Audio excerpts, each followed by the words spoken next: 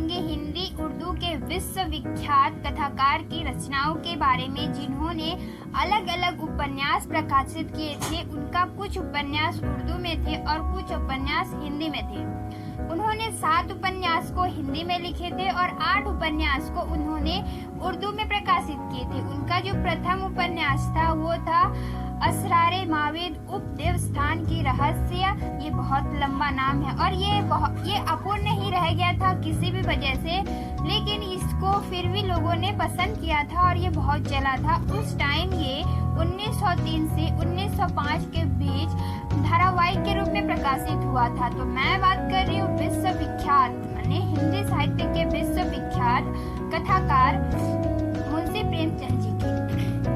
प्रेमचंद जी ने अपने उपन्यासों में अपने समय के अपने युग के चल रहे समस्याओं के बारे में और खासकर उस समय जो स्वाधीनता आंदोलन आरंभ हुआ था उन चीज़ों को अच्छी तरह से चित्रण किए हैं। और उसी के साथ समाज में जो कुरीतियाँ थी, जो समस्याएं थी, जैसे बाल विवाह को लेकर, दहेज प्रथा को लेकर, लड़कियों को लेकर बहुत सारी कुरीतियाँ थी, उन सारी चीज़ों को बहुत ही सुंदर तरीक़ा से प्रेमचंद जी ने इन उपन्यासों में चित्रण किए हैं। और समाज के लोगों के बीच जो एक खालीपन था और समाज के साहित्य और समाज के बीच जो एक खालीपन था उसे पूरा करने का उन्होंने एक छोटा सा प्रयास किया था और उन प्रयास में उन्होंने बहुत बड़ा मुकाम हासिल किया और ये बहुत अच्छी बात थी उनका लाइफ का। और इन सारी चीज़ों को चित्रण करते हुए उन्होंने ये 15 अलग अलग उपन्यास का रचना किए। इसके वजह से वो पूरा विश्व विख्यात हो गए हिंदी साहित्य के लिए। तो उन्होंने ऐसे 15 उपन्यास लिखते हैं। ऐसे ही कई उपन्यास लिखे, जैसे वरदान, सेवादान, कर्मभूमि, रंगभूमि, कायाकल्प, प्रतिज्ञा, गवन, गोदान और कुछ छूट गए होंगे तो लिख लीजिएगा। तो और मंगलसूत्र उनका अंतिम उपन्यास था और दुर्भाग्यवश वे भगवान के प्यारे हो गए थे तो इन उपन्यास को वे पूरा नहीं कर पाए, लेकिन फिर भी वे अपने इस काम में बहुत सफलता हासिल किए थे। तो मैं इन सारी बुक के बारे में आपको नहीं बता सकती, क्योंकि मैं सच्ची बात बताऊं तो ये सारा बुक नहीं पढ़ी। और अभी जो बुक मैं पढ़ रही हूँ वो है निर्मला। उन्हीं की एक उपन्यास है, उनका मैं रिव्यू दूंगी, उनका स्टोरी के बारे में कुछ बताऊंगी, वो किस चीज़ पे आधारित है और क्यों उसका नाम निर्मला पड़ा। प्रेमचंद मुंशी जी के द्वारा लिखी गई उपन्यास निर्मला की कहानी एक परिवार की है, जिसमें उदय भानुलाल और उनकी पत्नी लक्ष्मी दोनों दंपति बहुत ही अच्छे थे। उनका एक सुंदर सा परिवार था जिनको उन्होंने बड़े प्यार और मेहनत से बनाए थे। उनका मानना था कि जो उनके कुटुंब है, जिनको भी मदद की जरूरत है, उनको मदद करना उनका प्रथम कर्तव्य था और वे लोग दिल से बहुत ही अच्छे थे। मुंशी जी का विशेष संबंध उनके परिवार के खास सदस्य जो बहुत प्यारे कोमल कली जैसे 2 कन्याओं से थी।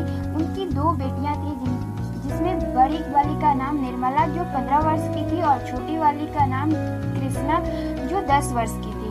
तो निर्मला बड़ी बहन के नाते छोटी बहन को प्यार से कृष्णी बुलाया करती थी। दोनों बहन एक दूसरे के साथ बहुत खुश रहते, साथ में खेलते, हंसते, कूदते, हमेशा साथ में रहते थे। और उस जमाने में गुड़िया गुड्डिया का खेल बच्चों में बहुत प्रचलित होता था, तो वो लोग दिन भर अपने गुड़िया गुड्डों के साथ लगे रहते थे। उनका विवाह कराना हुआ, उनको मतलब उनके साथ ही हमेशा लगे रहते थे। और कृष्णी का तो एज अभी गुड्डे गुड़िया का खेल खेलने का ही था, लेकिन उस जमाने में जो कुरीति समाज में फैला हुआ था उसके वजह से उनके जो पिता वकील होने के नाते भी वो एक पढ़े लिखे समझदार पिता होने के बावजूद भी समाज में चल रहे कुरीतियों के कारण वो उसी में खो गए थे और उस चीज़ से खुद को भी नहीं बचा पाए थे। तो अब उनको आम पिता जैसे उनको भी लगने लगा था कि अब उनकी बेटी बड़ी हो गई है, 15 साल की हो गई, इसीलिए उनका विवाह करवा देना चाहिए। तो ये खबर सुनते ही निर्मला को बहुत ही दुख होता है। एक कोमल सी बच्ची जिसको शादी और विवाह शब्द का मतलब भी पता नहीं था और उसका विवाह होने वाला है, तो घर में इस चीज़ का माहौल बन जाता है और पिता उस चीज़ की तैयारी में लग जाते हैं। तो वो बाहर जाते हैं गहना जेवरात लाने के लिए, तो वहीं में कुछ लुटेरे उनसे सारा सामान ले लेते हैं और उनको मर्डर भी कर देते हैं। अब पिता भी नहीं रहा और मतलब कोई सपोर्ट करने वाला नहीं। माँ अकेले रह जाती है जिसके वजह से उनके परिवार को आर्थिक सहायता करने वाला कोई नहीं होता है।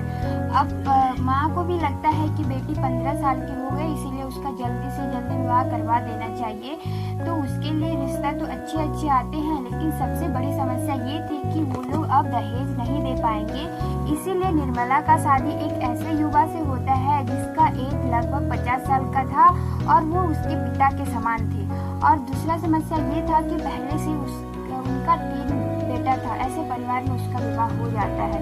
तो निर्मला जैसे और भी ऐसी लड़कियों का लाइफ बर्बाद होता है दहेज की वजह से।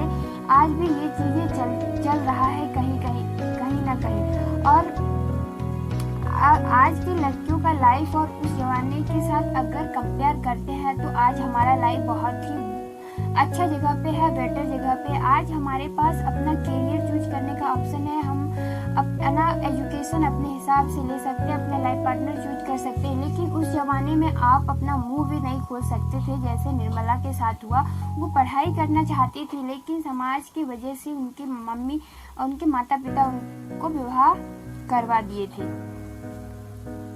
ये उपन्यास मुझे बहुत ही अच्छा लगा और ये इसको मैं पहले पढ़ी क्योंकि इसका कहानी मेरे से कुछ जुड़ा है। लड़की होने के नाते मुझे ये बहुत ही अट्रैक्ट किया, इसीलिए मैं इसको पहले पढ़ी। और इस कहानी, ये जो उपन्यास है, इसका कहानी निर्मला के इर्द गिर्द, उसकी लाइफ के इर्द गिर्द ही घूमता है, इसीलिए इस उपन्यास का नाम निर्मला पड़ता है। तो अगर ये कहानी आपको रोचक लगी हो तो कमेंट में ज़रूर बताइएगा और साथ ही सब्सक्राइब जरूर कर दीजिएगा। Thank you, bye bye.